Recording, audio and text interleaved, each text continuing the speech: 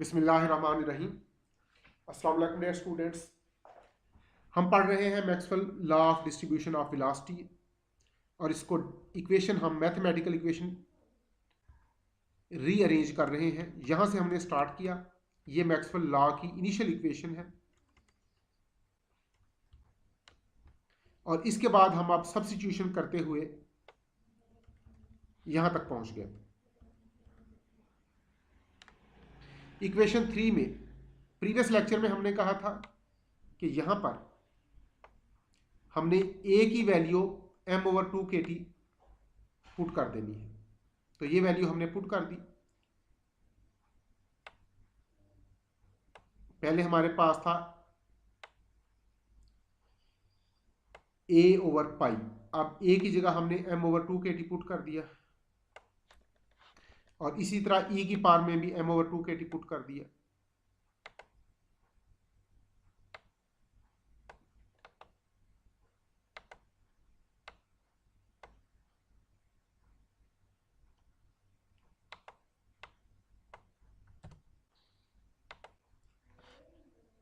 तो ये टेम्परेचर यहां पर कांस्टेंट है, इसको भी हम ग्रीन कलर में लिख लेते हैं।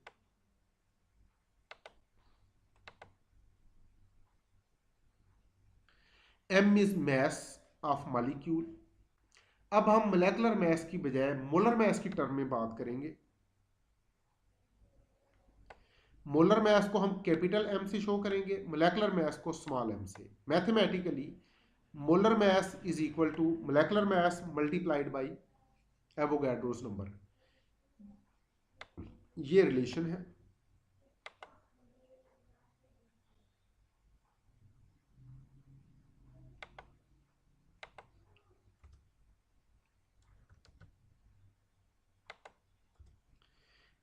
तो m इस इक्वेशन में m की जगह हम पुट करेंगे capital M over Na is Avogadro's number.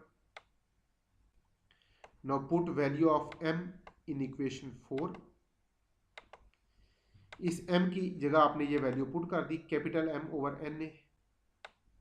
बाकी पैरामीटर सेम है।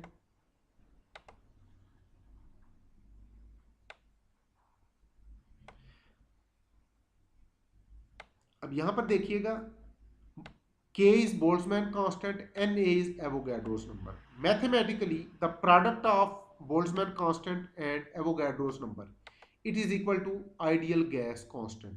तो Kna की जगह हम R पुट करेंगे, then we get this equation. m over 2RT pi या 2 pi RT लिख ले।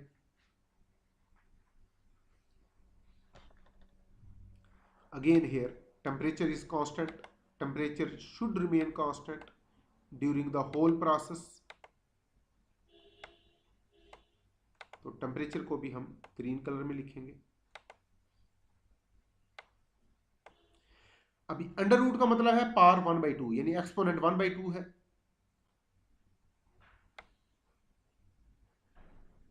This is equation for Maxwell Boltzmann distribution law in 1 dimension. इसी को अगर आप 3 डायमेंशन में लिखना चाहें,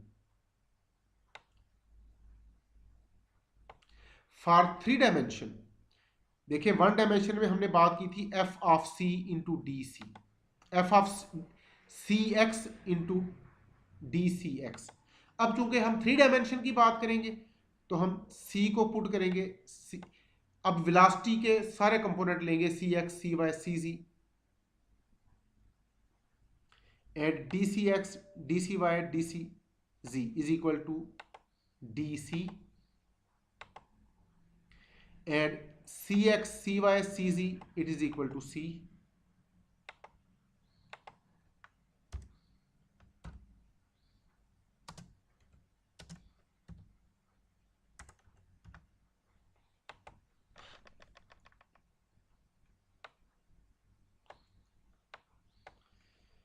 तो जब आपने बात की थी 1 डायमेंशन की, तो यहां पर हमने लिखा था f of C X into D C X. अब हम लिखेंगे f of c into D C, and keep in mind c is total velocity,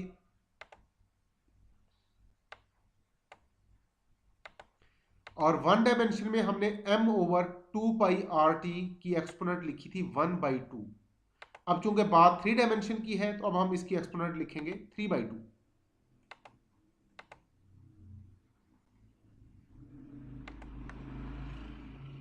no equation 6 shows fraction of gas molecule in spherical shell of thickness dc। और ये जो gas के molecule जिस spherical shell में है उस shell का volume, this one, the volume of spherical shell having thickness dr is equal to dv। इसको dv से हम रिप्रेजेंट करेंगे and this volume is 4πr²। अगर इस स्फेरिकल शेल की थिकनेस c हो then the volume will be written as 4πc²। इस volume से हमने मल्टीप्लाई कर देना है इस पूरी इक्वेशन को। तो इस पूरी इक्वेशन को 4πc² से हमने मल्टीप्लाई कर दिया। Again let me explain, this is equation, final equation of Maxwell-Boltzmann law of distribution of velocity in one dimension. It represents fraction of molecule having velocity in a specific range। लेकिन यहां पर हम बात कर रहे हैं वेलोसिटी along x एक्सिस की। जब हमने वेलोसिटी along 3 एक्सिस कंसीडर किया, यानी अगर जब हमने वेलोसिटी के तीनों कंपोनेंट्स को, component along x axis, component along y axis, component along z axis, तीनों कंपोनेंट को कंसीडर किया, तो एक काम तो हमने ये किया कि यहां पर cx की जगह c लिख लिया और यहाँ dcx की जगह dc लिख लिया, क्योंकि अब हम टोटल वेलोसिटी की बात कर रहे हैं, वेलोसिटी का जस्ट वन कंपोनेंट नहीं ले रहे हैं। नेक्स्ट काम हमने ये किया कि वन डायमेंशन के लिए m/2π/RT की एक्सपोनेंट 1/2 थी, और जब हम बात करेंगे 3 डायमेंशन की तो हम इसकी एक्सपोनेंट लिखेंगे 3/2। और उसके बाद जहां जहां cx था वहां वहां हमने c से रिप्लेस कर दिया। और 3 डायमेंशन में हमने सपोज किया कि मॉलिक्यूल एक स्फेरिकल शेल में है जिसका वॉल्यूम है 4πc²। तो हमने इस पूरी इक्वेशन को 4πc² से मल्टीप्लाई कर दिया। Now this equation becomes like this. This is fraction of molecule having velocity in a specific range in A 3 dimensional box. तो इसी इक्वेशन को यहां पर आप, ये टेम्परेचर कांस्टेंट है, इसको ग्रीन कलर में ही लिखें। ये ग्रीन कलर में जो पैरामीटर है ये कांस्टेंट है।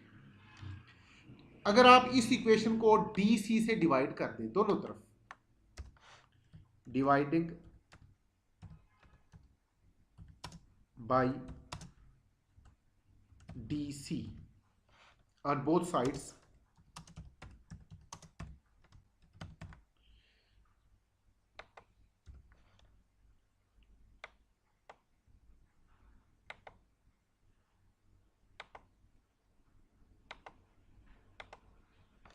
तो जब आपने दोनों तरफ dc से डिवाइड कर दिया तो ये इक्वेशन इस फॉर्म में आ गई। ये लेफ्ट हैंड साइड पर हमारे पास ये आ गया।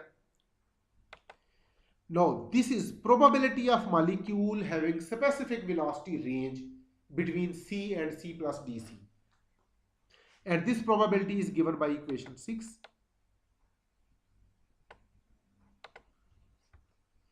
बल्कि ये इक्वेशन 7 है, और इसी को आप थोड़ा सा रीअरेंज करके यूं लिख लें। अब ये जो लेफ्ट हैंड साइड पर हमारे पास है, दिस इज, इसको हम P से रिप्रेजेंट करेंगे, and it is probability of gas molecule having velocity between C and C plus dc। तो हमने कहा था total number of molecule n है, and this number of molecule should remain constant during experiment, temperature should remain constant during experiment, total energy should remain constant, the molecule should be distinguishable, हमें पता होना चाहिए कौन सा molecule किस energy level में है, and there should be no restriction। The number of molecule having velocity in a specific range, उसको हमने लिखा था dn, और fraction of molecule having velocity in a specific range, इसको हमने लिखा था dn/n। ये देखिए, this n is number of molecule having velocity in a specific range, and dn/n it is fraction of molecule having velocity in specific range, and this parameter dn/dc into 1/n, it is probability of molecule having velocity in a specific range. Now some limitation of Maxwell law of distribution of velocity. पहली बात तो ये है कि Maxwell अपने इस काम से खुद भी सेटिस्फाइड नहीं था। He was not convinced by his work. He paid no attention to mechanics of collision. ये बात हम बार बार करते हैं कि गैस मॉलिक्यूल कोलाइड करते हैं, ये कोलिजन रैंडम होती हैं, इलास्टिक कोलिजन होती हैं, लेकिन मैक्सवेल ने कोलिजन की मैकेनिक्स पर कोई तवज्जो नहीं दी, मैकेनिक्स ऑफ कोलिजन को डिस्कस नहीं किया। तीसरी बात, जब कोई मॉलिक्यूल मूव करता है उसकी वेलोसिटी c है और वेलोसिटी वेक्टर क्वांटिटी है, मॉलिक्यूल 3 डायमेंशनल बॉक्स में है, तो इस वेलोसिटी को हम 3 कंपोनेंट में रिजॉल्व करेंगे। Component of velocity along x axis is cx, component of velocity along y axis is cy, component of velocity along z axis is cz। अब ये तीनों कंपोनेंट एक दूसरे पे डिपेंड करते हैं, लेकिन मैक्सवेल ने अज्यूम किया कि cx, cy, cz they are independent of each other. This is another drawback, another limitation of Maxwell law.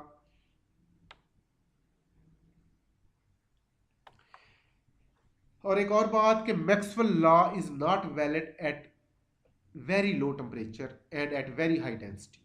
Temperature बहुत कम कर दें या डेंसिटी बहुत इंक्रीज कर दें, और डेंसिटी इंक्रीज कब होती है? जब प्रेशर इंक्रीज हो जाए। इट मीन लो टेम्परेचर और हाई प्रेशर पर मैक्सवेल लॉ वैलिड नहीं रहता।